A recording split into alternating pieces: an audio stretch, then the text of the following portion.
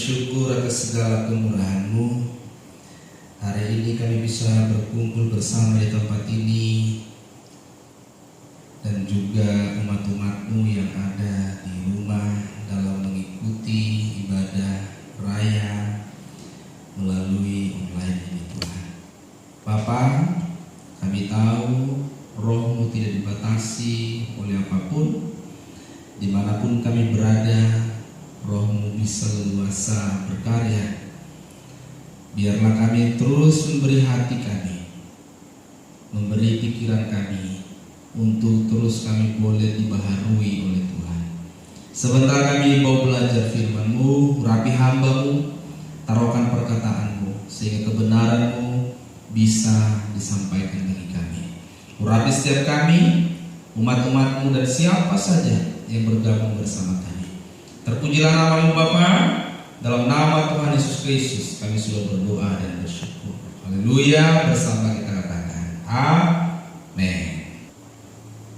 Shalom. Shalom buat kita semua, baik Bapak Ibu yang berada di rumah dan di mana saja yang bersama-sama beribadah bersekutu dalam ibadah hari ini.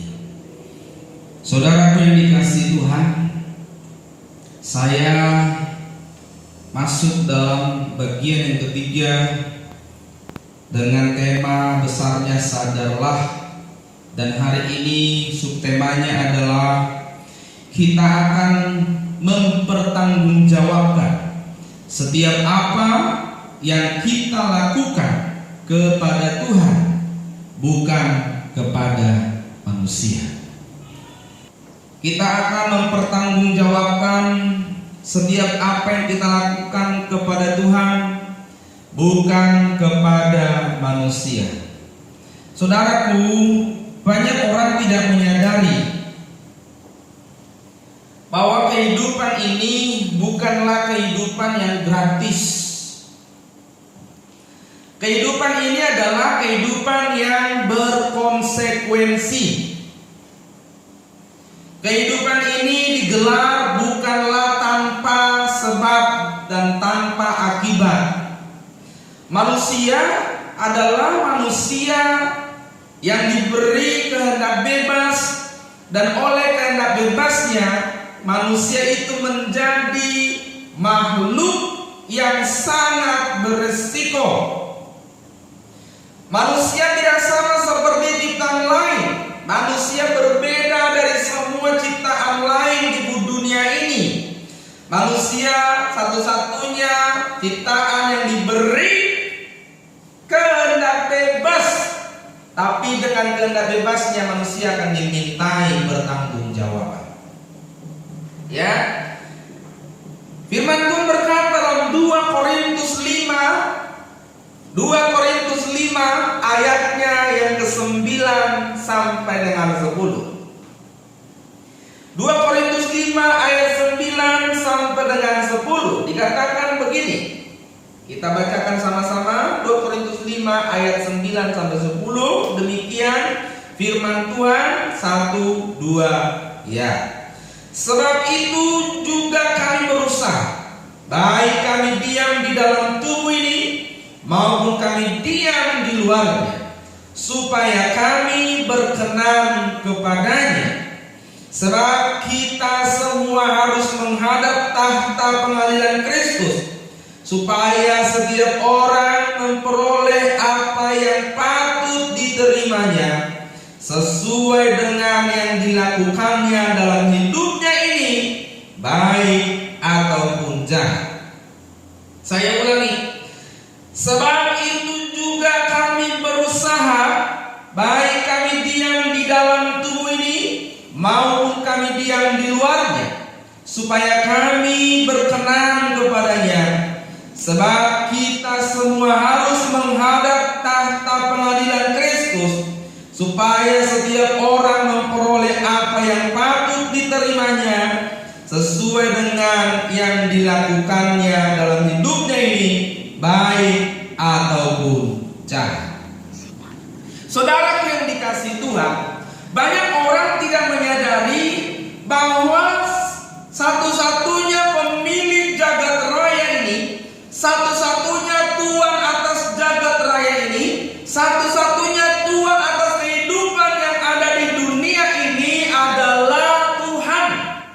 Dialah pemilik segala sesuatu dan yang menjadi Tuhan atas segala sesuatu. Tetapi banyak orang tidak menyadari hal ini. Banyak orang hari ini hidup tidak sesuai dengan apa yang sang pemilik harapkan. Banyak orang hari ini tidak takut dan tidak gentar sama Tuhan, sang pemilik jagat raya dan sang pemilik kehidupan. Jadi saudaraku, kita akan mempertanggungjawabkan segala sesuatu yang kita lakukan kepada Tuhan, bukan kepada manusia. Itu sebabnya Bapak Ibu, takutlah kepada Allah, bukan kepada manusia atau kepada hal lain. Satu-satunya yang harus kita takuti adalah Tuhan. Kalau kita takut dengan Tuhan, maka kita pasti berusaha, bersungguh-sungguh, berjuang, hidup berkenan kepada Allah. Tetapi saudaraku, hari ini banyak orang menggelar hidup tanpa takut akan Allah. Banyak orang lebih takut kepada manusia atau hal lainnya daripada takut kepada Tuhan. Sehingga banyak orang takut berbuat dosa di hadapan manusia, tapi tidak takut berbuat dosa di hadapan Tuhan. Kalau orang takut akan Allah, dia tahu Tuhan ada di mana saja. Dia tidak perlu orang lain untuk membuat dia takut berbuat salah dan berbuat dosa. Tapi faktanya hari ini ada banyak orang gak enak sama manusia, gak enak sama orang.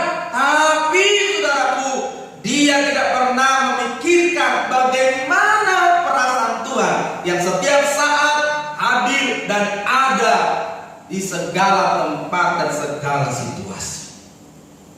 Banyak orang hari ini kalau membuat dosa lihat orang. Banyak orang hari ini kalau melakukan sesuatu lihat manusia, bukan lihat Tuhan. Banyak orang hari ini kalau melakukan sesuatu ikut pertimbangan manusia, bukan pertimbangan Tuhan. Banyak orang hari ini menyenangkan manusia tidak ya? Tanpa berpikir ini menyenangkan Tuhan atau tidak. Sehingga banyak orang, saudaraku, dia melakukan sesuatu, dia tahu itu tidak berkenan kepada Tuhan, tapi yang penting dia tidak malu kepada manusia. Dia tidak mengkhianati manusia. Padahal seharusnya orang yang takut kepada Allah, dia harus menyadari, menghayati bahwa kehadiran Allah itu lebih nyata daripada kehadiran siapapun. Jadi orang yang takut akan Allah, dia belajar bersungguh-sungguh, berjuang untuk hidup benar tanpa siapapun, karena dia tahu Tuhan hadir, Tuhan ada setiap saat, di segala tempat dan di segala situasi yang dia alami.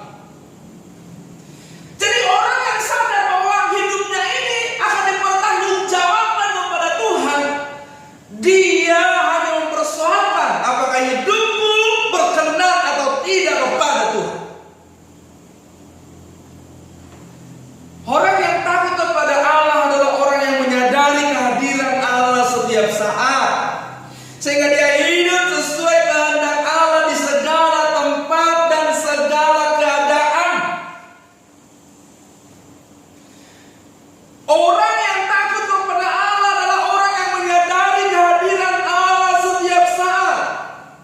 Orang yang takut kepada Allah, dia tahu Allah hadir setiap saat dimanapun dia berada dan apapun yang dia alami.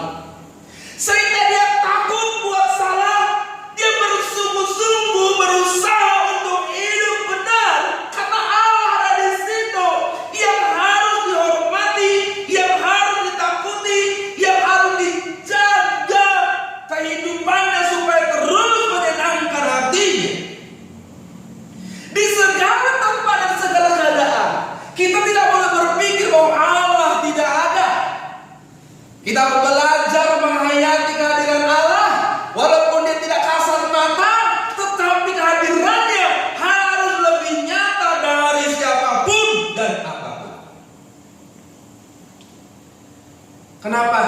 Kalau tidak begitu Bapak Ibu, kita lupa bahwa hidup ini akan dipertanggungjawabkan kepada Allah.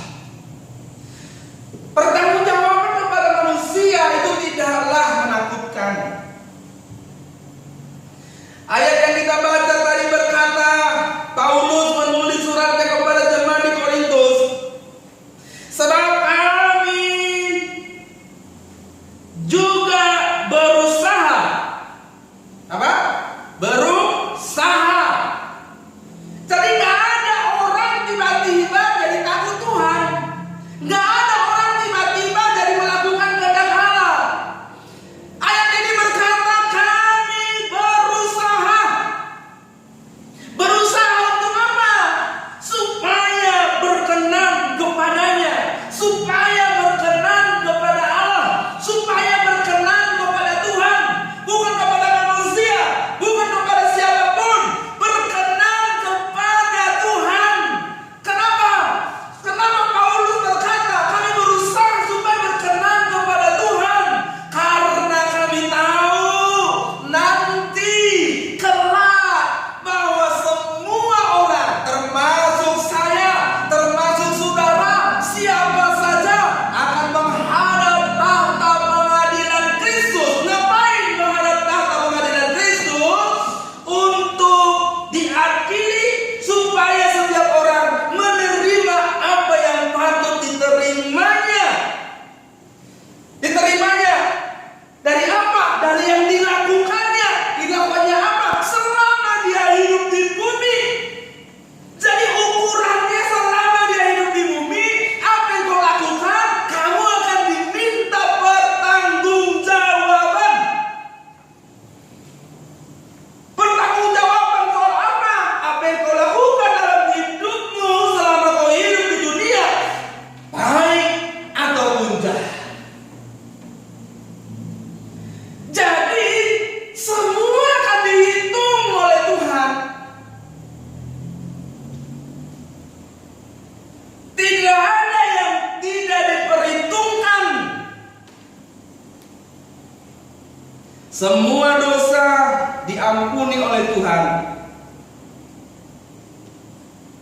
Tapi kalau sampai hidup kita berakhir, kita tidak seperti yang Tuhan harapkan, kita tidak seperti yang Tuhan kehendaki, maka kita ada dalam kemalangan yang besar.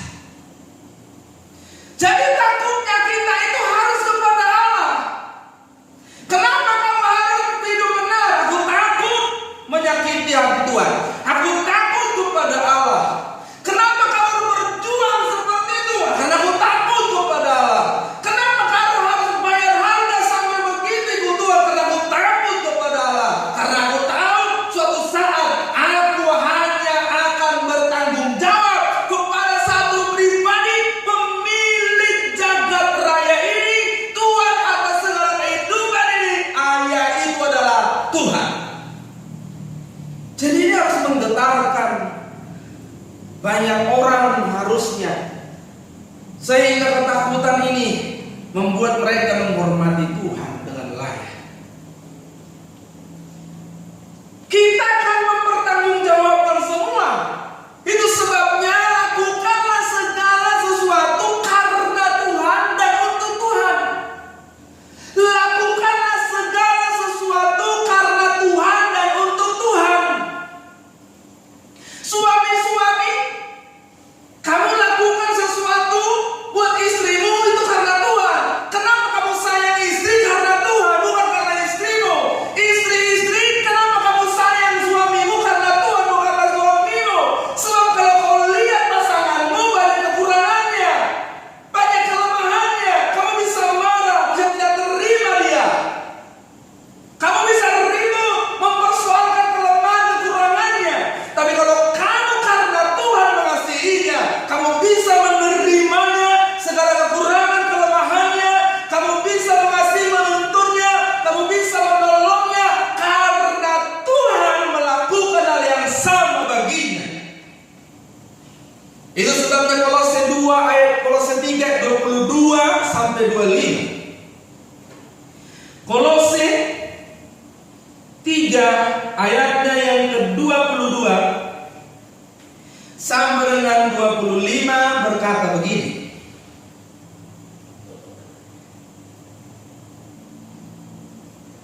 Hai hamba-hamba, taatilah Tuhanmu yang di dunia ini dalam segala hal. Jangan hanya di hadapan mereka saja untuk menyenangkan mereka, melainkan dengan tulus hati karena takut akan Tuhan.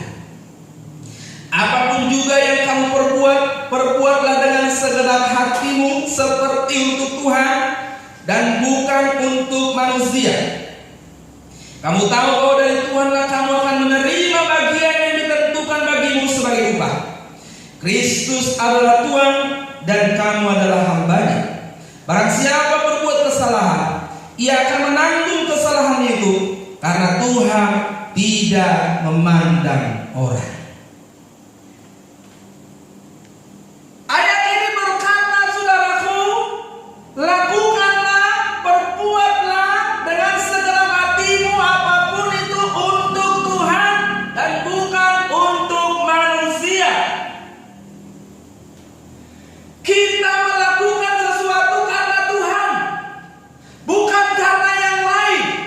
Makanya firman Tuhan berkata, segala sesuatu yang kau lakukan, baik makan, baik minum, baik apa saja yang lain, lakukanlah semuanya untuk Tuhan, untuk kemuliaan Tuhan. Jadi kita melakukan apapun karena Tuhan. Kenapa? Karena setiap orang akan menerima upah dari Tuhan. Kalau orang jahat, upahnya adalah konsekuensinya upah kejahatan. Kalau orang baik, konsekuensinya adalah upah kebaikan. Jadi di atas semua hal yang kita lakukan, kepada Tuhanlah pertanggungjawaban utama dan kekal kita. Mungkin banyak orang hari ini merasa tidak ada orang di mana dia harus mempertanggungjawabkan sesuatu. Orang-orang kuat, orang-orang kaya, orang-orang berpengaruh merasa bisa melakukan segala sesuatu sesuka hatinya karena dia merasa dia tidak punya seseorang di mana dia harus bertanggung jawab di dunia ini. Jangan lupa, pemilik hidup ini adalah Tuhan. Siapapun kita, setinggi apapun jabatanmu, sekaya apapun engkau, seberpengaruh apapun engkau, seberkuasa apapun engkau, kamu suatu hari kelak akan menghadap tahta pengadilan Kristus, akan menghadap Tuhan, dan kamu akan diminta pertanggungjawaban. Jadi sejak hari ini kita harus menyadari, hiduplah karena Tuhan, lakukan segala sesuatu karena Tuhan. Kenapa suami sering kecewa punya istri? Karena dia melihat istrinya, bukan melihat Tuhan yang mengizinkan istrinya menjadi pasangannya. Kenapa istri sering terluka kecewa? Karena dia melakukan sesuatu untuk suaminya bukan karena Tuhan. Kenapa anak-anak sering kecewa dengan orang tua? Karena dia melakukan sesuatu, melakukan apapun bukan karena Tuhan, tapi karena orang tuanya. Sebaliknya juga begitu. Semua orang tidak akan bisa menghayati betapa hidup ini hanya untuk Tuhan selama dia melakukan sesuatu bukan dan karena untuk Tuhan. Itu sebabnya pertanggungjawaban kepada manusia hanya sementara, dan pertanggungjawaban kepada manusia bukanlah puncak segala pertanggungjawaban. Kalau hari ini kita salah masih bisa dibetuli, tapi nanti kalau Kristus sudah datang dan menggelar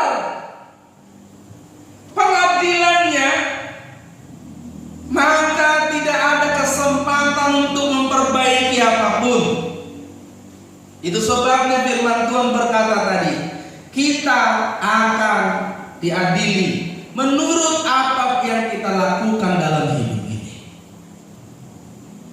Jadi saudaraku,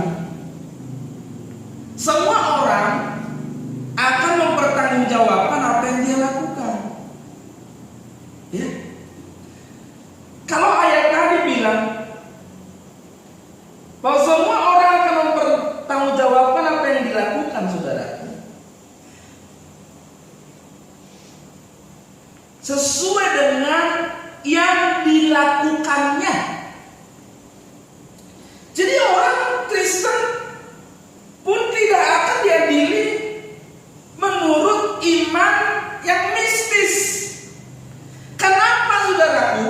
Karena memang iman itu adalah perbuatan. Iman tanpa perbuatan, Yakobus bilang, adalah mati.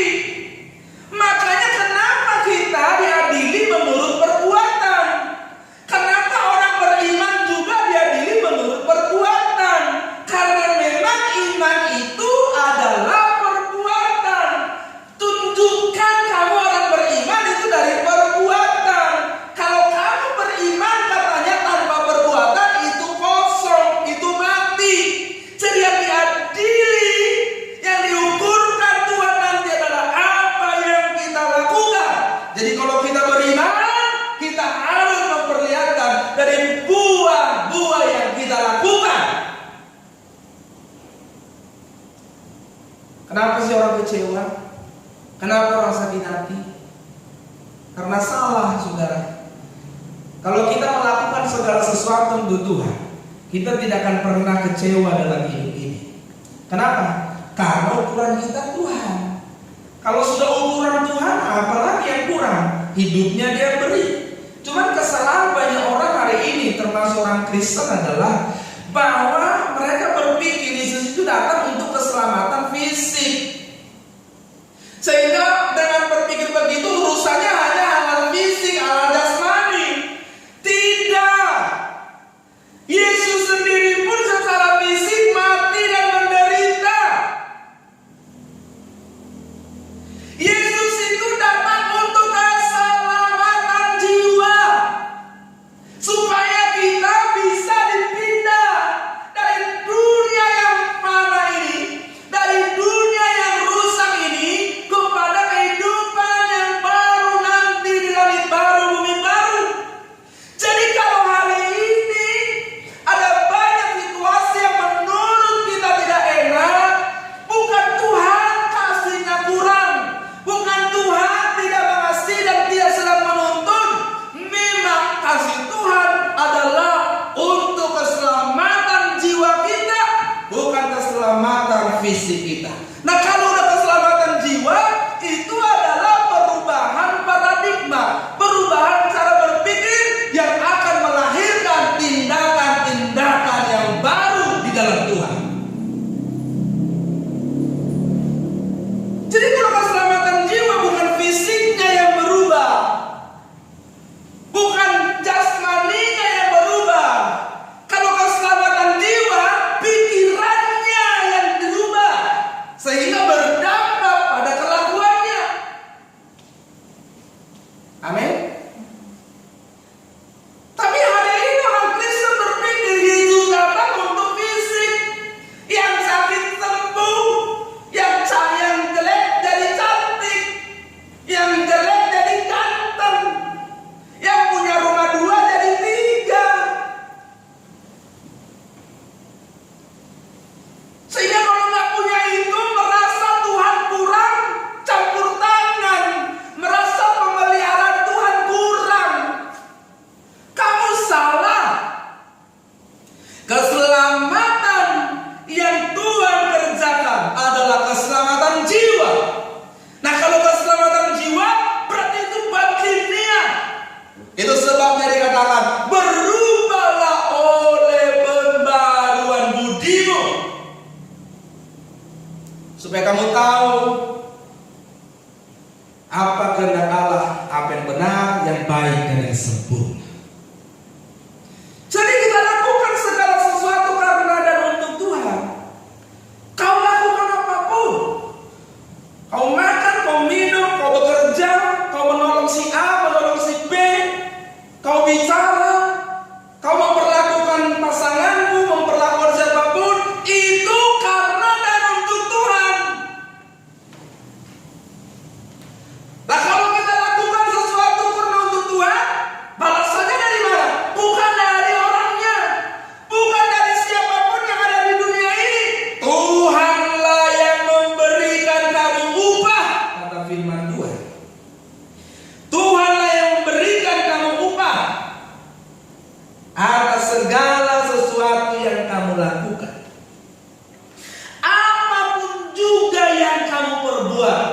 Berbuatlah dengan segenap hatimu seperti untuk Tuhan, bukan untuk manusia.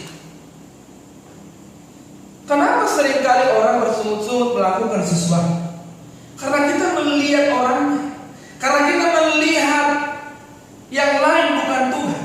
Kalau kita tahu ini untuk Tuhan, kita bisa melakukannya dengan senang hati walaupun itu berat untuk dilakukan. Tapi karena ini untuk Tuhan, karena ini untuk Tuhan, kita gak melihat manusianya. Suami tidak lihat lagi waktu dia melayani istrinya, dia tidak lihat lagi kekurangan kelemahan-kelemahannya, tapi karena Tuhan. Istri waktu dia melayani suaminya, dia tidak lagi melihat kekurangan-kekurangan suaminya, tapi karena Tuhan. Baik dalam gereja, baik dalam organisasi, komunitas-komunitas apapun yang dimana Tuhan menempatkan kita, kita akan bisa melakukan segala sesuatu dengan tulus. Kita bisa melakukan segala sesuatu dengan ikhlas dan bertanggung jawab. Kenapa?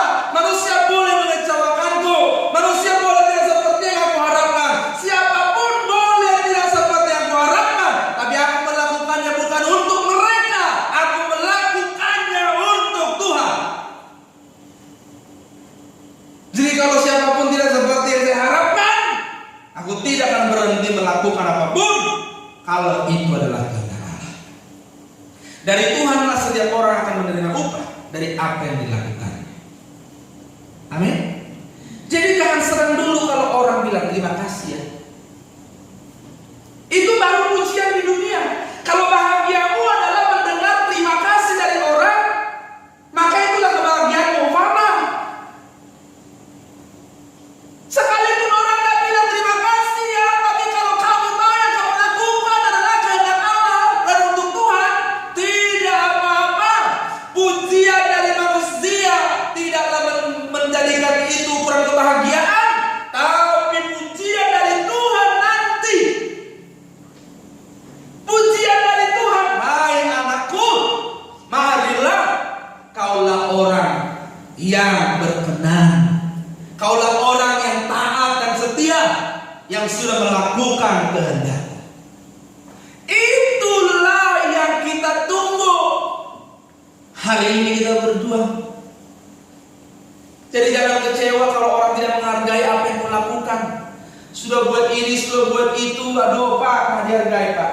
Suami saya itu Pak, saya sudah baik-baik Pak. Aduh nggak dihargai Pak. Aduh istri saya itu Pak, saya sudah buat begini Pak, nggak dihargai Pak. Tidak apa-apa, yang penting yang kau lakukan benar dan sesuai kehendak Allah.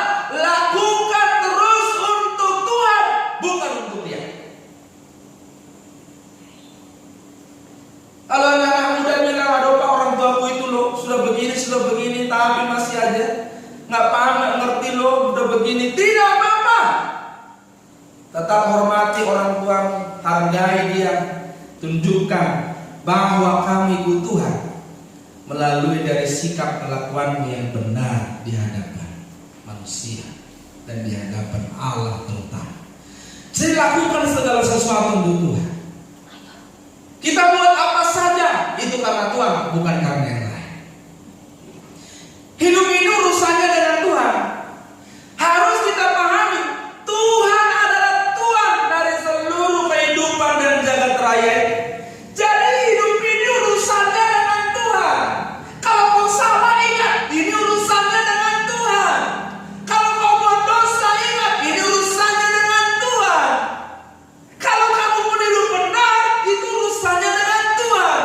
Jadi segala sikapmu, tindakanmu, seluruh hidup yang kau gelar, yang kau jalani, itu langsung terhubung dengan Tuhan. Kalau kamu buat dosa, melukai Tuhan. Kalau kamu hidup benar, menyenangkan Tuhan.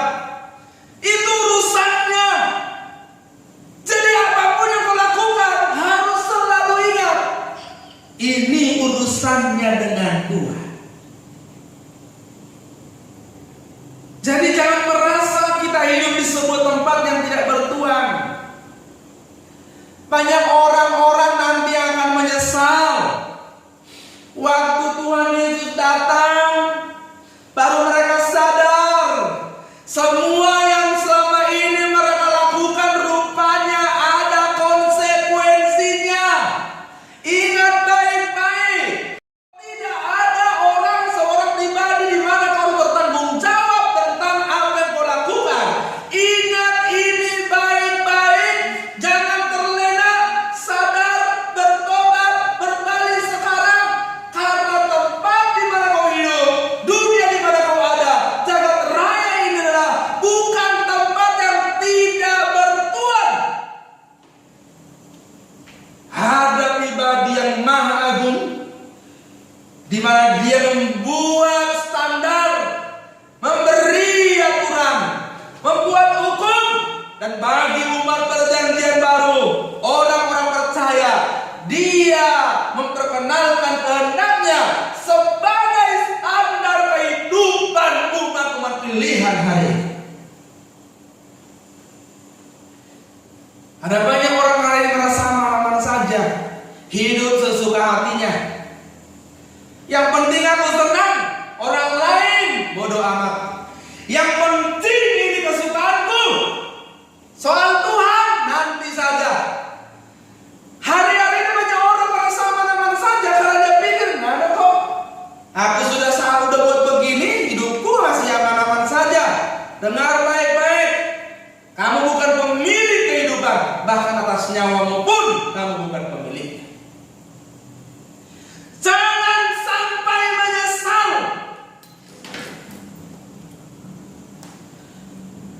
Ada banyak orang berpikir bahwa dia tidak perlu mempertanggungjawabkan segala perbuatannya kepada siapapun. Para pemimpin banyak terlena, orang-orang berpengaruh banyak terlena, karena dia merasa bahwa semua orang ada di bawahnya. Dia merasa tidak perlu mempertanggungjawabkan segala perbuatannya kepada siapapun. Dia lupa ada satu pribadi, sang pemilik kehidupan, sang pemilik jagat raya, yang nanti akan memintai dia pertanggungjawaban. Jadi jangan merasa kalau hidup ini gratis. Hidup ini tidak gratis.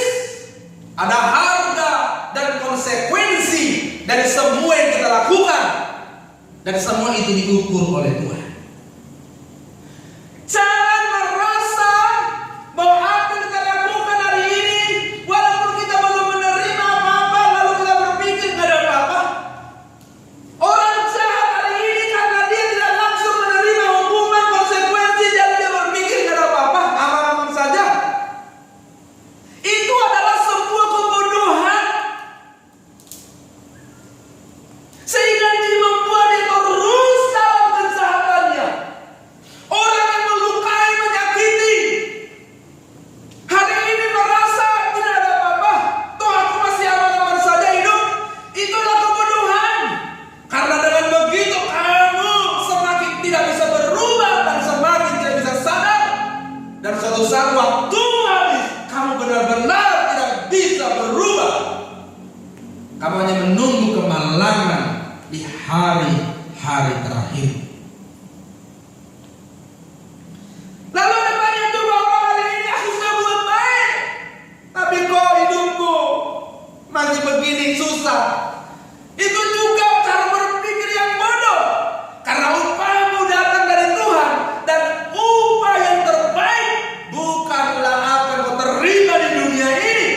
Jadi kalau kamu hari ini hidup sungguh-sungguh, hidup benar, berbuat baik, jangan kau pikir upah yang terbaik itu datang di dunia ini.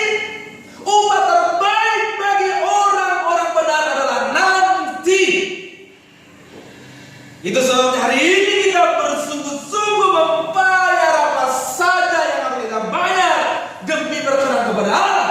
Karena kita tahu upah kita di kekekalan tidak bisa dibandingkan dengan upah apapun yang ada di dunia hari ini. Jadi kalau hari ini kita dapat apa saja di dunia, jangan senang dulu dengan itu. Jangan senang dengan itu. Karena firman Tuhan berkata, orang yang bertahan sampai kesudahannya dia akan selamat. Kenapa yang kita nantikan adalah upah di garis akhir finish, di garis akhir?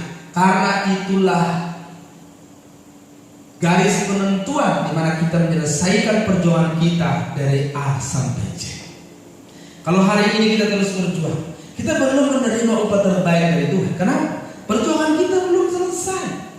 Jadi kalau kita hari ini menerima A, B, C di dunia ini, itu bukan upah yang dari Tuhan, bukan upah yang terbaik dari Tuhan. Upah yang terbaik dari Tuhan nanti kalau kita sudah menyelesaikan perjuangan kita di dunia ini. Hidup itu urusannya dengan Tuhan. Jangan sampai kita berpikir bahwa ada sesuatu yang lepas dari pengamatannya. Jangan sampai kita berpikir bahwa ada satu titik saja kelakuan kita yang lepas dari pengamatannya. Tidak ada yang terlepas dari pengamatan Tuhan. Seluruh jagat raya ini, Allah yang agung, yang luar biasa ini, melihat segala sesuatu dan akan mengukurkan segala sesuatu sesuai dengan apa yang kita lakukan. Itu sebabnya saudara, orang yang hidup dalam dosa jangan lagi berbuat dosa. Ingat, hidup ini urusannya dengan Tuhan. Mungkin kamu berpuasa, istrimu tidak berani bicara sama engkau, atau suamimu tidak berani bicara sama istri karena istri galak. Suaminya otoriter, galak, tidak berani, lalu istrinya ditindas terus, atau sebaliknya suaminya diketekin terus, lalu dia merasa jadi penguasa di rumahnya, seorang pemimpin di perusahaan. Karena dia pemimpin, dia menjadi pemimpin otoriter, saudaraku. Dia tidak mau tahu itu sesuai kehendak Tuhan atau tidak. Dia memimpin dengan hawa nafsu dan keinginannya, lalu dia merasa tidak ada yang berani terhadap dia. Dia merasa berkuasa. Dia lupa bahwa ada Tuhan di atas segala Tuhan, di mana tuh dia akan memintai pertanggungjawaban. Sadar, hidup ini urusannya dengan Tuhan. Dari yang kau lakukan dari A sampai Z, itu semua langsung berhubungan dengan Tuhan. Jadi kalau kelakuanmu salah, yang kau lukai itu Tuhan. Kalau kau melukai, menyakiti, yang kau lukai itu Tuhan. Kalau kau berbuat benar, berbuat baik, kamu sedang melakukan menyenangkan hati Tuhan. Bukan yang lain urusannya. Waktu aku melukai orang, aduh, hati Tuhan terluka. Itu yang harus ada di pikiran kita. Waktu aku buat benar, itu untuk Tuhan, menyenangkan hati Tuhan. Itu yang ada di pikiran kita. Jadi kalaupun kita melakukan apa saja, kita ingat Tuhan. Urusannya dengan Tuhan, dari Tuhan akan mendapat upah. Sehingga dengan begitu, istri-istri yang punya suami yang belum bertobat, ya, yang suka menyakiti, atau suami-suami yang punya istri yang belum bertobat, yang suka menyakiti, suka menanduk, bukan tunduk tapi nanduk, ya, bukannya menolong tapi merongrong. Dah, sabar, lakukan segala sesuatu untuk Tuhan. Hidup ini urusannya dengan Tuhan. Kalau dia tidak mau diajak hidup benar, kamu saja yang benar. Yo, hidup benar, tunjukkan, praktekkan kehidupan yang benar dengan Tuhan. Jadi jangan merasa hidup ini gratis. Jangan hidup sesukamu. Mulut mau kugunakan untuk apa saja terserah gue. Tangan mau kugunakan, semua anggota tubuh mau gunakan untuk apa saja terserah. Firman Tuhan berkata, gunakanlah anggota tubuhmu sebagai senjata kebenaran, bukan senjata kelaliman. Jangan menikmati dosa. Keluarlah. Ini berkenan atau tidak sama Tuhan. Kenapa? Karena Tuhan akan memintai kau bertanggung jawab. Jangan sampai kamu menyesal di kemudian hari. Jangan merasa hidup ini gratis, ada harga dan konsekuensi dari semua yang kita lakukan. Kalau hidup ini urusannya hanya dengan manusia, itu tidaklah menakutkan. Kenapa? Tidak menakutkan. Kenapa?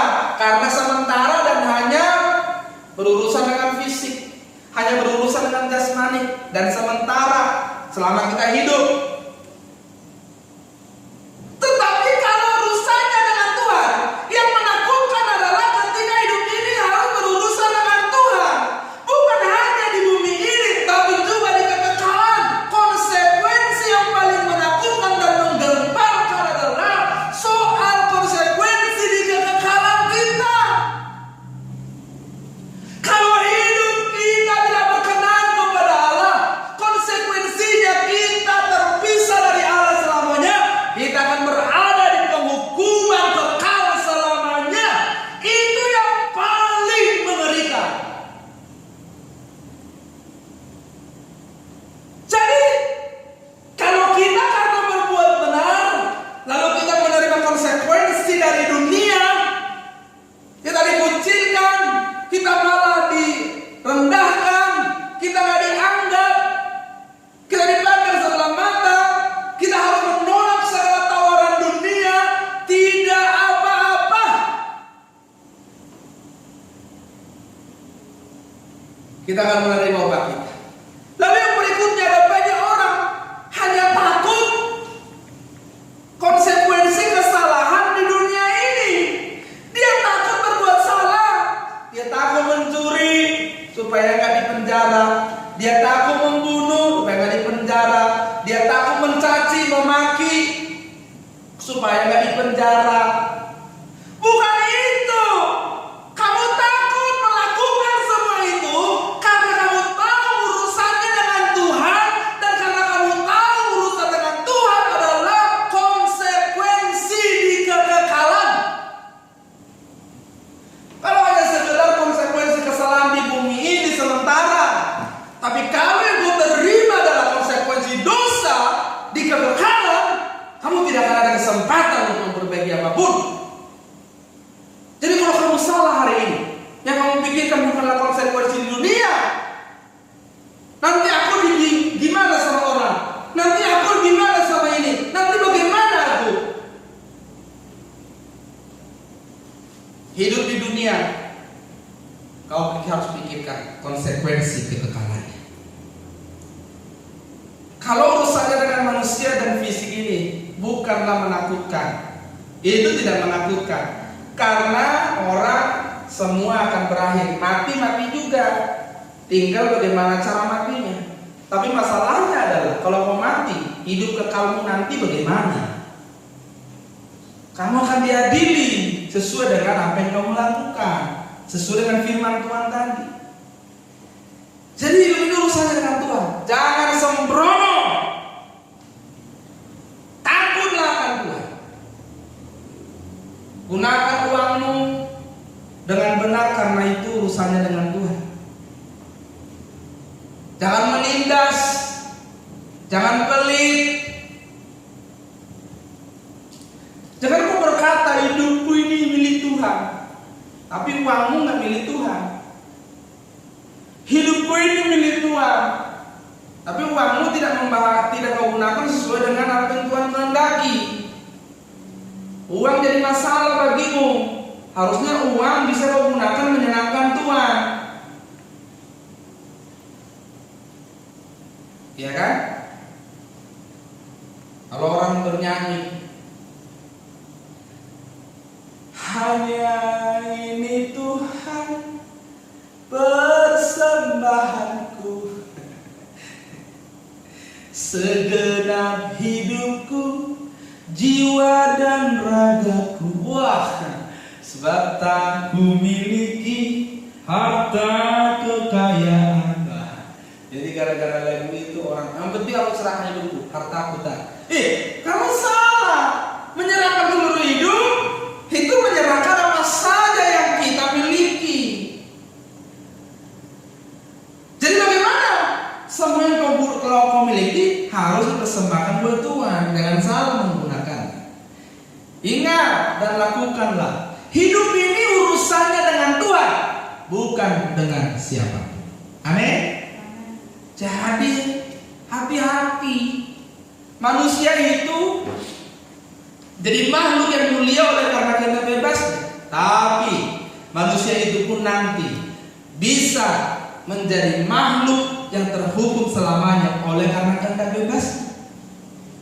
Kelak semua orang akan menerima sesuai dengan apa yang dilakukan dalam hidupnya, baik ataupun jahat.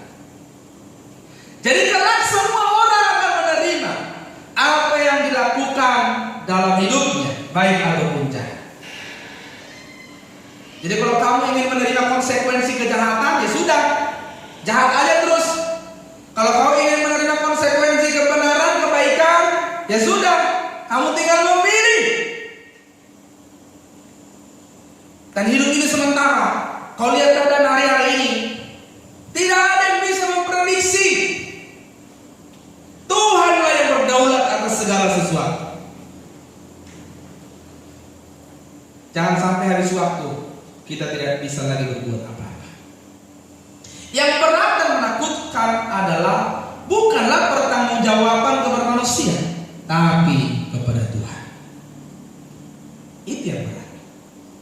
Pertanggungjawaban kepada manusia sementara.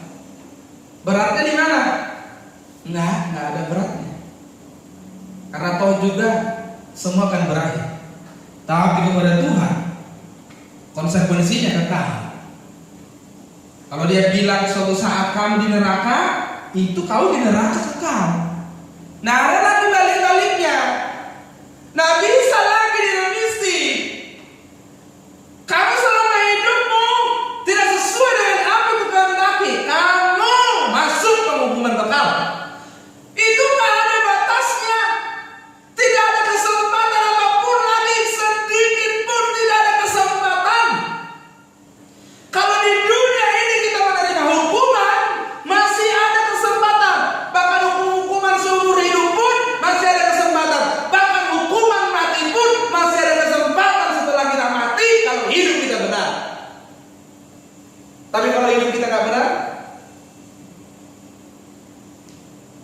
kita menerima konsekuensi kekekalan. Seseorang bisa saja lolos dari konsekuensi dari apa yang dilakukannya di dunia ini, baik ataupun jahat. Jadi orang bisa lolos saja, udah jahat masih ada berkeliaran, udah jahat dan bisa disentuh hukum, udah jahat masih bisa melakukan sesuka hatinya, bisa saja. Jangan terkecoh dengan itu, semua itu akan berakhir dan selesai. Atau orang sudah baik tapi masih ada disakiti, sudah berbuat benar tapi hidupnya masih aja dianggap nggak benar, sudah buat ini, buat itu, tapi hidupnya tetap saja kurang ini, kurang itu. Kelihatannya lolos, dia tidak menerima kebaikan dari apa yang baik yang dia lakukan. Sudah baik disakiti, sudah baik dijolimi, sudah baik dilukai terus. Bisa saja lolos dari konsekuensi di dunia ini. Orang baik tidak menerima yang baik, orang jahat tidak menerima yang jahat. Bisa saja. Tapi setiap orang, ini catat nih, setiap orang tidak mungkin bisa menghindar dari Tuhan. Amin. Tidak mungkin bisa lolos dari Tuhan, Sang Pemilik jagat raya. Jadi kalau kita tahu kita tidak mungkin bisa lolos dan menghindar dan luput dari Tuhan, sejak hari ini kita mau berurusan dengan Tuhan. Apapun yang kita lakukan, mari berurusan dengan Tuhan. Mari berurusan dengan Tuhan. Walaupun aku melakukannya untuk si A, untuk si B, untuk hal ini, untuk hal itu, tapi ini urusannya dengan Tuhan. Karena urusannya dengan Tuhan, saya harus sungguh-sungguh melakukan apa yang sesuai dengan kehendak Tuhan. Jadi jangan sembrono, jangan hidup sembarangan, jangan hidup sembrono, jangan hidup untuk diri sendiri,